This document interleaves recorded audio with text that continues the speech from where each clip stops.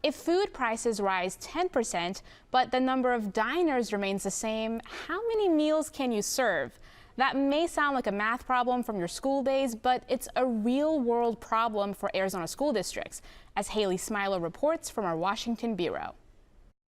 Inflation may be making it more difficult for you to feed your kids, but imagine what it's like for the people who have to feed hundreds of kids every day. For 152 slices of bread, we paid about $3.18. This year, the cost is right at $6.90. Inflation has been running at the highest level in decades.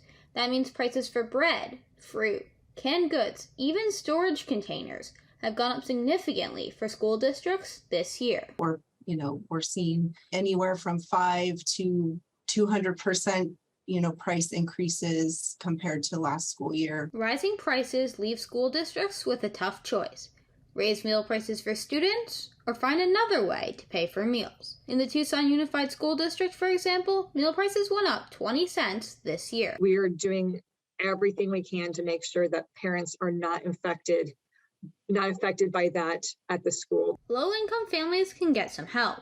The National School Lunch Program provides free meals to children whose families earn less than 130% of the federal poverty level. Kids in families that make up to 185% of the poverty level can get a reduced meal price. Educators say those meals can be an important part of a child's development. Students obviously learn better when they're fed. We all take in information differently when we're not worrying about where our next meal is coming from. It is a complex problem, but advocates around the state say there's a relatively simple solution when it comes to helping your local schools. You actually can throw money at the problem. You can throw money at kids and feed them and get them supplies for their classrooms, and you can throw money at teachers and keep them in the classroom. Inflation has started to level off, but it rose by about 10% in the U.S. over the past year. Even higher in the Phoenix area, where a 12% increase in the Consumer Price Index was one of the highest in the nation. In Washington, Haley Smilow, Cronkite News.